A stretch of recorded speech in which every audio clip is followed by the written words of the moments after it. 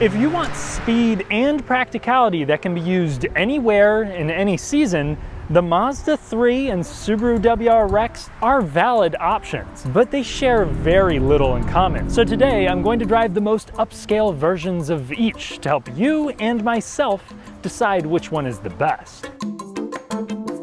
Outside of all-wheel drive, forced induction, and counterintuitive trims, the Mazda 3 and Subaru WRX disagree on about everything. First, we have the pricing. While each of them start out at roughly the same amount, the Subaru WRX can climb steeply in price and comes with much less features. Its main focus is performance, whereas the Mazda tries to woo you with amenities. On each, you're going to have LED headlights with steering responsive units available. Fog lights will also come on most Subis. You're also going to find convenient stuff like proximity unlock and lock on most WRXs and all turbo Mazda 3s, and unfortunately neither of them come with an obnoxious wing. Though in the Premium Plus configuration the Mazda does have some nice ground effects, and it'll also get a 360 view camera, mirrors that tilt in reverse, and an auto dimming function on the driver's side. Style-wise, I also prefer the Mazda 3. I think it's smooth and classy, whereas with the WRX it's grown on me a little bit, but it still looks too much like a confused and angry track. Let me know your thoughts in the comments section. The Mazda 3 is also available in both sedan and hatchback forms to better fit your preference. Briefly, I'd like to thank Royal South Mazda and Royal on the East Side in Bloomington, Indiana, the friendly, knowledgeable dealerships that have let me test drive new and used cars over the years to make videos like this possible. If you're in the market, check them out. If Mazda placed a focus anywhere, it was on the interior. You'll find leather and soft materials not just at touch points, but even on the dashboard. The build quality is also good, though not as impressive as the aesthetic is. I think another strength of this is how straightforward it is. We have some satisfying analog buttons and dials to control the HVAC and for the infotainment system, which for 2024 gains a 10.3-inch touchscreen display, though it's only touch capable in Apple CarPlay or Android Auto, which is also wireless here for the turbo trims. It's an oversimplified interface that does add a few steps to certain commands, but overall it's very easy to use in motion with the control dial, as it may be a little bit far away to pinpoint with my finger. And the features beyond that are impressive. We'll have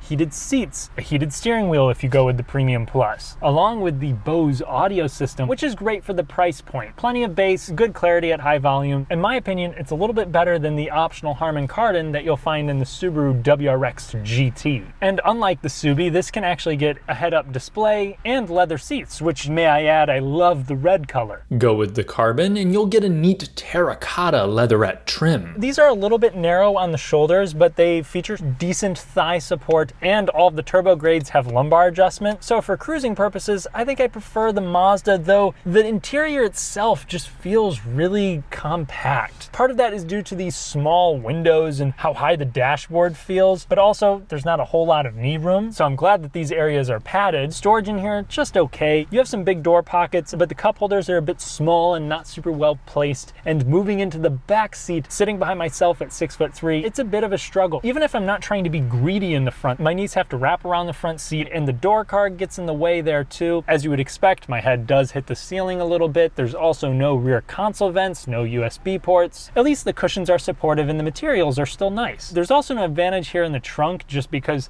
it's so low. It would definitely be a nicer partner than the Subaru if I had to move. And it still comes with a compact spare. Even if you pick the sedan, you'll have more cargo space than the Subaru. Here in the United States, there's no spare tire, and the trunk is also not very tall. It's at least well shaped outside of that. Just maybe leave the furniture at home. The back seat is much more accommodating than the Mazda. Even at my height, I can sit in a more relaxed position up front and still have enough legroom in the back for a tall person or a larger child seat. Headroom is still compromised, unfortunately, and you don't have rear console vents, but charging ports are available. And moving up front, you also find just okay storage, but a much more open and airy experience. The dashboard feels lower. And if you forget the big infotainment system, the cabin has a straightforward, analog, and spicy appeal. You have red stitching everywhere here on this GT trim. You also find Alcantara accents on the top grades. This does have far less impressive materials than the Mazda, and when you're asking $45,000 and you're not providing Civic Type R performance, I think this cabin is a little bit disappointing, but for the mid to upper 30 price tag, it's what it needs to be, and I do appreciate the big meaty steering wheel, the good amount of space here for my knees with some padding on the inside. The build quality really is on par with the Mazda, maybe a little bit worse. It feels durable, but going from the Mazda to the Subaru is like trading Penn Station for Subway. You may have physically more sandwich, but the experience is less satisfying and it somehow costs more. Sandwich similes aside, the seats of the Subaru tend to be comfortable with good thigh support. The GT and new TR feature more aggressive Recaros up front with bolstering sufficient for light track use. But they don't have lumbar adjustments, so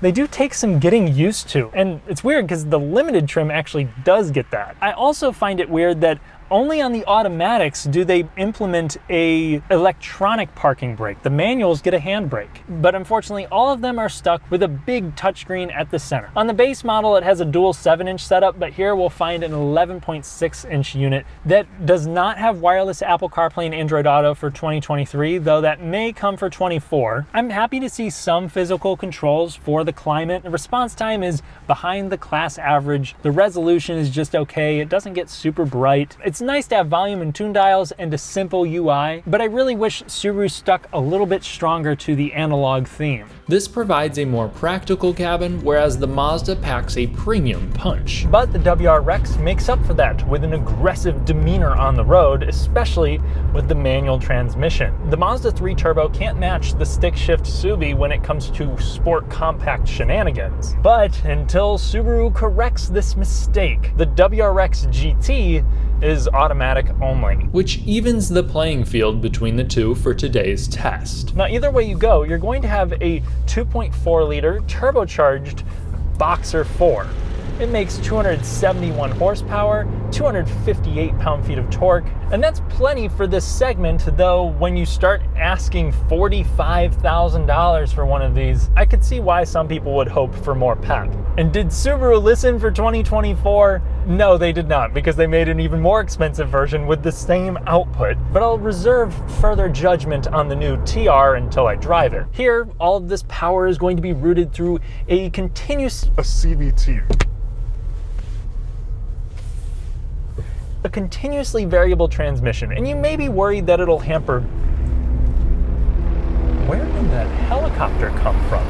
What is he dropping? The brand markets this as the Subaru Performance Transmission. You will not find CVT located in any part of their press material, and after driving it, I understand why. I mean, in the end, it is a tweaked version of the high torque Lineartronic CVT that they throw in like the Outback XT. There's no getting around that. But this thing really tries hard in most scenarios to feel like a dual clutch transmission. The CVT most easily reveals its identity if you plant the throttle from a stop as its quickest when it doesn't pretend to have gears. When you drive it in comfort mode, it'll still fake shift a little bit once you start getting into that half throttle threshold, and it does so with more sharpness to it. But it also avoids feeling jolty. Now it does sit a little bit in an uncanny valley. Like, you can tell something's a little off. This isn't a dual clutch, but only if you're really paying attention to it or you're trying to launch from a start. It still kind of takes off like a CVT. Before I conduct an acceleration test, we also need to talk about the standard all-wheel drive. So with the regular car, you have a viscous center LSD. Here, you actually have a planetary gear set that divides the power 45-55 under normal conditions with an electronic control clutch to divert further torque front and rear if it needs to. The result is a slight rear bias, and it is also full time, which gives it an advantage over the Mazda. That'll come with just an electronic control clutch that will typically be front wheel drive, but can send torque to the rear when it encounters slip, but also when it decides that you need a little bit of power to the back. It's a pretty good setup from what I've experienced. A maximum of 50% of torque can be sent to the rear. With either, all-weather traction is strong, but both forgo a proper launch control.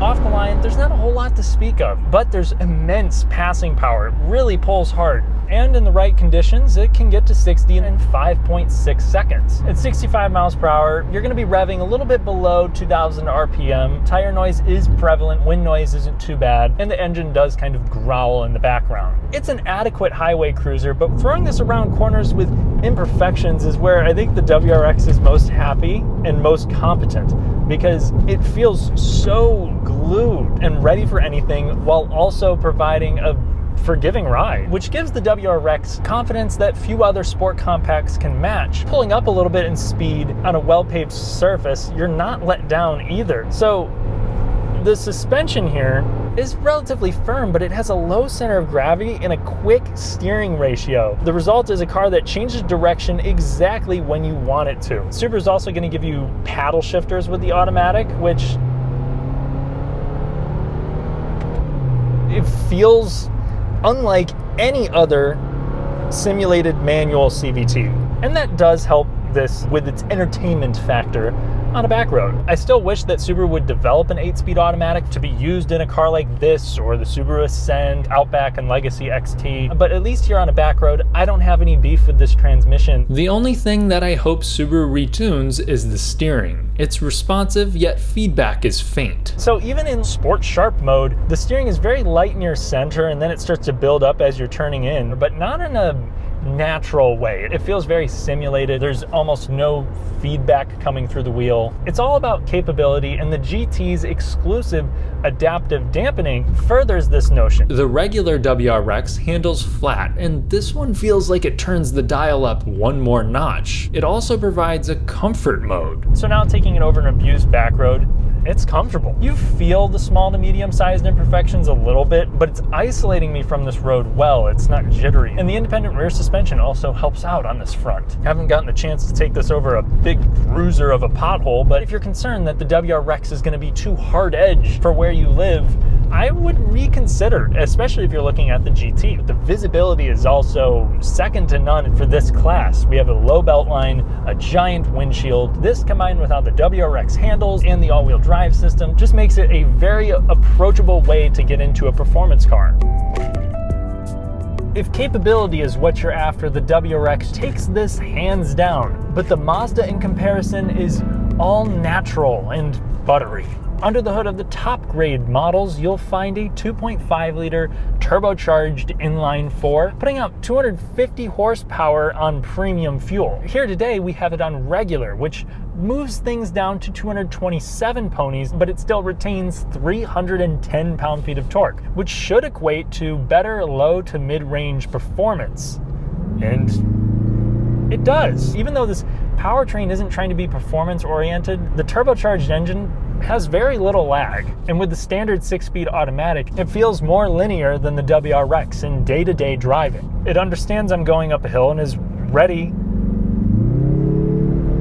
to downshift, and it does it in a smooth manner. It may not execute those shifts quickly, but it compensates for that with refinement. With the Premium Plus only, you'll find paddle shifters, which you may not expect it, but the WRX in its manual mode actually feels more sharp. It reacts much quicker to your inputs, and because it can just immediately change ratios, I think you'll find it more sporty.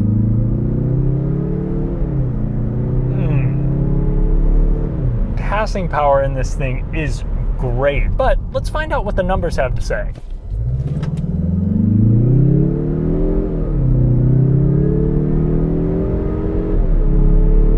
Off the line, the Mazda 3 with its traditional auto has the advantage, but once the WRX is spooled and ready to go, it pulls harder. 0 to 60 came up in 6.1 seconds. Car and Driver with premium fuel in it got it down to 5.8. Still a little bit behind the Subaru. But the kicker is that the WRX should be running on premium if it's available to you to avoid issues according to the owner's manual. The Mazda 3 is rated on both 87 or 93 octane. So that lowers your fuel pump costs, and on top of that, it's more fuel efficient as well. Pulling up to highway speed, 65 miles per hour, this is revving right around 2,000 RPM. It's notably more quiet in here, especially when it comes to the tires. Wind noise isn't too bad either, and you don't hear, any engine grumble. Throwing the 3 around corners, you know what, handles better than you may anticipate for something with a torsion beam rear suspension, just not as glued as the Subaru. And even on a smooth road, they live in different worlds of capability. So the suspension here is softer, there's notably more body roll.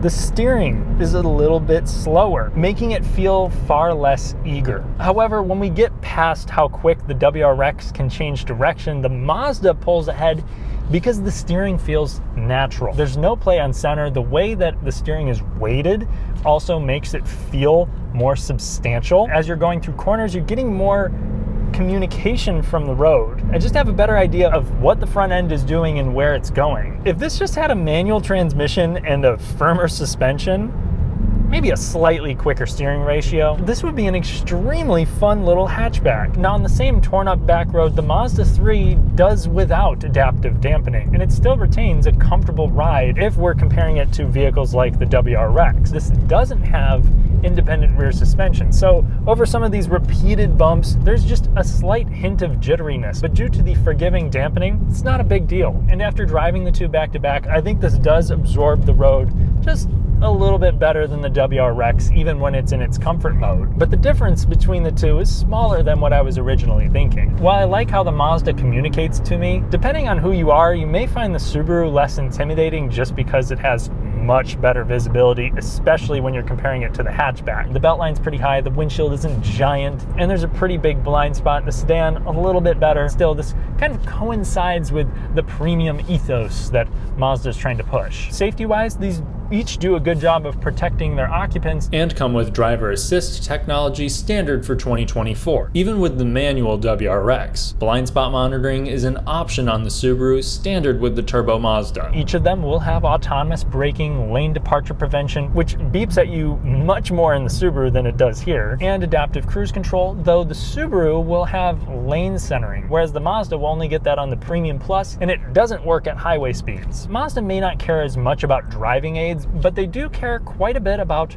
reliability. I go into further detail on my individual reviews of each, but the Mazda 3 Turbo features a strong engine that did have a problematic 2021 due to bad valve seals, but the car has otherwise been reliable with some miscellaneous woes and recalls. The last generation of WRX was relatively robust too. There's complaints regarding the RTV usage in the current FA24 engine, which also persists in the naturally aspirated BRZ and GR86, but in that application, the oil starvation seems to be more closely correlated to oil sloshing under heavy cornering. So that would be my main concern here for people that want to track their WRX. Both here have direct injection only, so I would also work in the occasional fuel induction service, but overall I wouldn't be afraid of recommending either of these to someone that wants a reliable sport compact. If I had to, I'd give the dependability edge to the Mazda 3 due to a more proven powertrain and a good history spanning a few generations. As you may expect, when choosing one of these, your priorities are the most important thing. Each of these do provide a strong argument for a specific niche, but I would like to air out a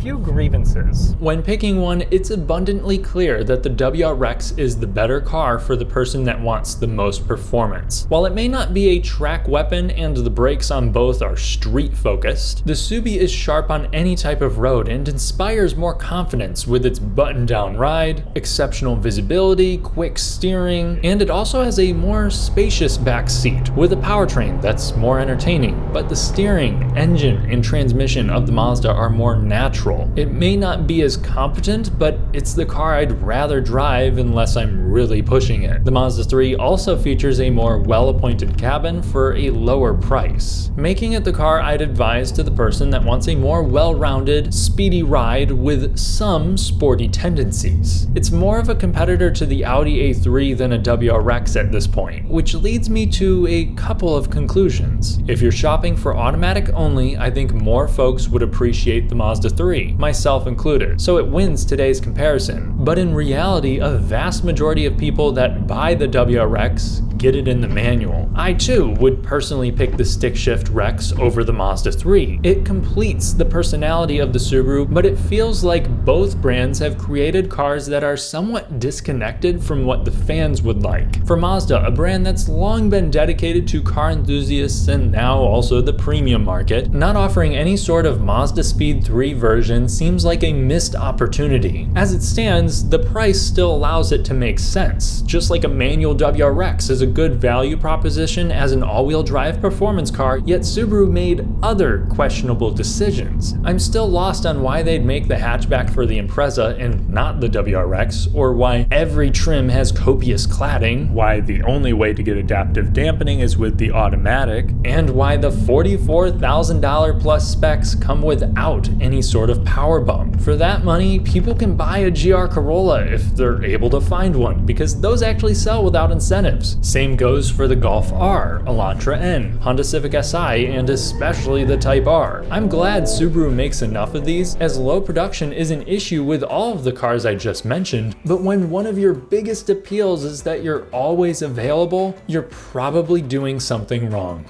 Thanks for watching. If you enjoyed the video, then please leave a like to help me disrupt the YouTube algorithm. Subscribe and hit the notification bell for more. Check out my Patreon for an additional podcast, and I'll catch you in the next one.